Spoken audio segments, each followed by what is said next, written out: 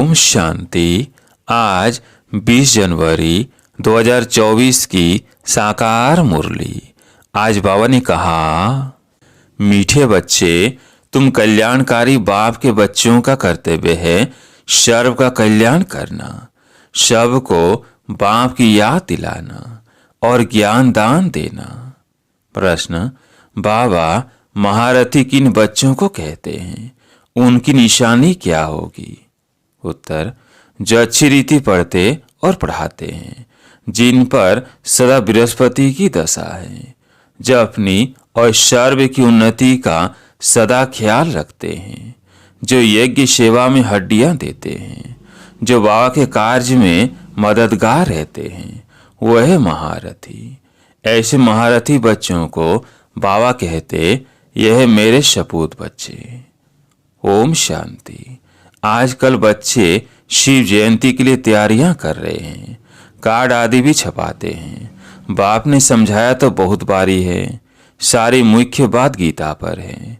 मनुष्यों की बनाई हुई गीता को पढ़ते पढ़ते आधा कल्प नीचे उतरते आए हैं।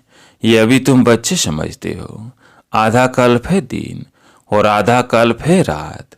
अब बाबा टॉपिक देते हैं, उस पर मंथन करना पड़े। तुम लिख सकते हो, भाई और बहनों आकर समझो, एक गीता शास्त्र है ज्ञान का, बाकी सब शास्त्र है भक्ति के। ज्ञान का शास्त्र एक ही है जो पुरुषोत्तम संगम युग पर बेहद का बाप परम पिता परमात्मा त्रिमूर्ति शिव सुनाते हैं, या तो लिखना है, ब्रह्मा द्वारा सुना रहे हैं, जिससे 21 जन्म सदगति होगी।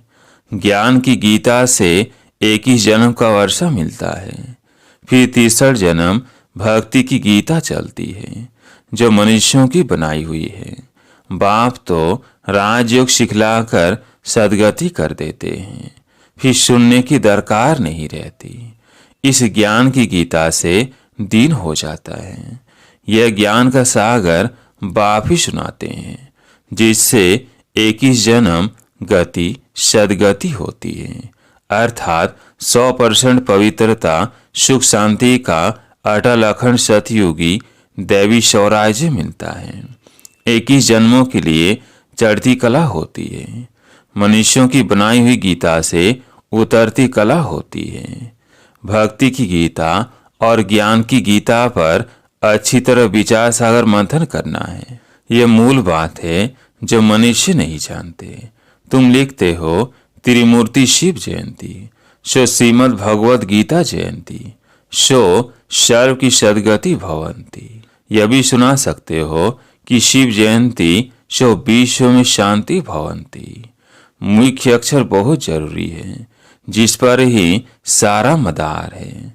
तुम सबको बतला सकते हो कि मनुष्य की सदगति कर नहीं सकते, भगवान सदगति करने आते हैं पुरुषोत्तम संगम युग पर जब हो रही है। ये 2-3 पॉइंट से मुख्य है। शिव और कृष्ण की गीता का कॉन्ट्रास्ट तो है ही। त्रिमूर्ति शिव भगवान से संगम पर गीता सुनने से सदगति होती है। ऐसे से पॉइंट्स पर जब कोई विचार सागर मंथन करे, तब औरों पर भी असर पड़े। मनुष्य की सदगति कभी कर नहीं सकते। सिर्फ एक ही त्रिमूर्ति परम पिता परमात्मा शिव, जो टीचर भी है, सदगुरु भी है, वह इस पुरुषोत्तम संगम युग पर सर्व की सदगति कर रहे हैं। कार्ड में थोड़ी लिखत हो, ऊपर में लिख देना चाहिए। कलयुगी कौड़ी जैसे पतित मनुष्य सतयुगी हीरे जैसा पावन देवी देवता बनने का ईश्वरीय निमंत्रण। ऐसे लिखने से मनुष्य खुशी से आएंगे समझने के लिए। सदगति दाता बाप की शिव जयंती मनाई जाती है। एकदम क्लियर अक्षर हो। मनुष्य तो भक्ति मार्ग में कितने ढेर शास्त्र पढ़ते हैं, माथा मारते हैं। यहाँ 1 सेकंड में बेहद के बाप से मुक्ति, जीवन मुक्ति मिलती है। जब बाप का बनकर उनसे नॉलेज लेते हैं तो जीवन मुक्ति अवश्य मिलेगी। पहले मुक्ति में जाकर जैसा पुरुषार्थ किया होगा, ऐसे जीवन मुक्ति में जरूर आएंगे। जीवन मुक्ति मिलती जरूर है, फिर शुरू में आए व पिछाड़ी में आए। पहले जीवन मुक्ति में आते, फिर जीवन बंद में। ऐसे मुख्य पॉइंट से अगर धारण करे तो भी बहुत सर्विस कर सकते हैं। अगर बाप को जानते हो तो दूसरों को भी परिचय दो। किसको परिचय नहीं देते तो गोया ज्ञान नहीं है। समझानी तो दी जाती है परंतु तकदीर में नहीं है। कल्याणकारी बाप के बच्चे तो कल्याण करना चाहिए, नहीं तो बाप समझेंगे ये कहने मात्र कहते हैं कि हम शिव बाबा के बच्चे हैं, कल्याण तो करते नहीं। साहूकार अथवा गरीब कल्याण तो सबका करना है, परंतु पहले गरीब उठाएंगे क्योंकि उन्हों को फुर्सत है। ड्रामा में नोंद ही ऐसी है। एक साहूकार अगर अभी आ जाए तो उनके पिछाड़ी ढेर आ जाए। अब अगर महिमा निकले तो ढेरों के ढेर आ जाए। तुम्हारा ईश्वरीय मर्तबा, तुम अपना भी और औरों का भी कल्याण करते हो। जब अपना ही कल्याण नहीं करते तो औरों का भी कर नहीं सकते। बाप तो है कल्याणकारी, शर का सदगति दाता। तुम भी मददगार हो ना। तुम जानते हो वह भक्ति मार्ग की दशा, सदगति मार्ग की दशा एक ही है जो अच्छी रीति पढ़ते और पढ़ाते हैं। उन पर है बृहस्पति की दशा, उनको महारथी कहेंगे।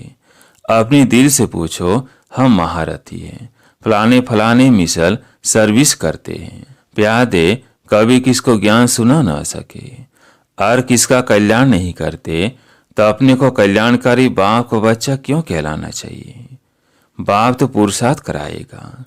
इस यज्ञ सेवा में हड्डियां भी देनी चाहिए, बाकी सिर्फ खाना पीना सोना व सर्विस हुई क्या।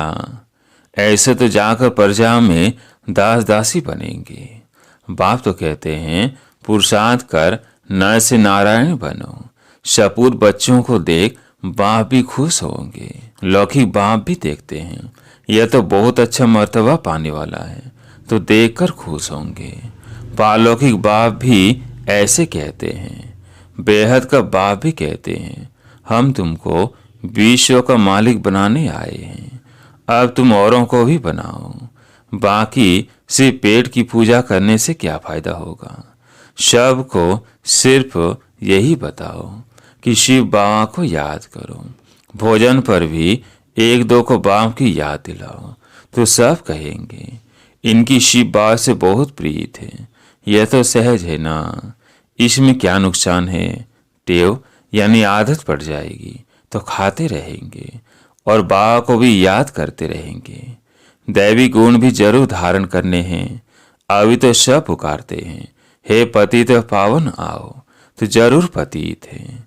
शंकराचार्य भी शिव को याद करते हैं क्योंकि वही पतित पावन है। आधा कल भक्ति करते हैं फिर भगवान आते हैं। कोई को हिसाब का थोड़ी पता है। बाप समझाते हैं यज्ञ तप दान से मैं नहीं मिलता हूँ। इसमें गीता भी आ जाती है। ये शास्त्र आदि पढ़ने से कोई की सदगति नहीं होती है। गीता वेद उपनिषद सब भक्ति मार्ग के। बाप तो बच्चों को सहज राजयोग और ज्ञान सिखलाते हैं जिससे राजय प्राप्त कराते हैं। इनका नाम ही है राजयोग। इसमें पुस्तक की कोई बात नहीं। टीचर स्टडी कराते हैं पद प्राप्त कराने के लिए, तो फॉलो करना चाहिए। सबको बोलो शिव बाबा को याद करो, वो हम सब आत्माओं का बाप है। शिव बाबा को याद करने से विकर्म विनाश होंगे। एक दो को सावधान कर उन्नति को पाना है। जितना याद करेंगे उतना अपना ही कल्याण है। याद की यात्रा से सारे विश्व को पवित्र बनाएंगे। याद में रहकर भोजन बनाओ तो उसमें भी ताकत आ जाएगी। इसलिए तुम्हारे ब्रह्मा भोजन की बहुत महिमा है। वो भक्त लोग भोग लगाते हैं तो भी राम राम कहते रहते हैं, राम नाम का दान देते हैं। तुमको तो बुद्धि में घड़ी घड़ी बाप की याद रहनी चाहिए। बुद्धि में सारा दिन ज्ञान रहना चाहिए। बाप के पास सारी रचना के आदि मध्य अंत का ज्ञान है ना। ऊंचे तो ऊंचा भगवान है, तुम उनको याद करेंगे तो ऊंच पद प्राप्त करेंगे। फिर दूसरे किसको याद ही क्यों करे। बाप कहते हैं शिव मुझे याद करो, तो दूसरे सब छोड़ने पड़ते हैं। यह अव्यभिचारी याद। अगर याद नहीं पड़ती तो गांठ बांध लो। अपनी उन्नति के लिए, ऊंच पद पाने के लिए पुरुषार्थ जरूर करना है। हमको भी टीचर बनाने वाला शिव बाबा हमारा टीचर है। तुम सब पंडे हो ना, पंडों का काम है रास्ता बताना। इतना सारा ज्ञान पहले थोड़ी तुम्हारे में था। सब कहते हैं पहले तो जैसे पाए पैसे की पढ़ाई थी, सो तो जरूर होगा। ड्रामानुसार कल पहले मिसल पढ़ते रहते हैं, फिर कल्प के बाद भी ऐसे ही पढ़ेंगे। पिछाड़ी में तुमको सब साक्षात्कार होंगे। साक्षात्कार होने में देरी नहीं लगती है। बाबा को जल्दी जल्दी साक्षात्कार होते गए। फलाना फलाना राजा बनेंगे, यह ड्रेस होगी। शुरू में बच्चों को बहुत साक्षात्कार होते थे, फिर अंत में बहुत होंगे, फिर याद करेंगे। अच्छा, मीठे मीठे सिगिल है बच्चों प्रति माता पिता बाप दादा का याद प्यार और गुड मॉर्निंग। रूहानी बाप की रूहानी बच्चों को नमस्ते। हम रूहानी बच्चों की रूहानी बाप दादा को याद प्यार गुड मॉर्निंग नमस्ते नमस्ते। धारणा के लिए मुख्य सार। पहला पॉइंट है भोजन पर एक दो को बाप को याद दिलाओ, याद में भोजन खाओ, एक शिव बाबा से ही सच्ची प्रीत रखो। दूसरा पॉइंट है यज्ञ सेवा में हड्डियां देनी है, बाप का पूरा मददगार बनना है। फिर सुनते हैं मातेश्वर जी के महावाक्य।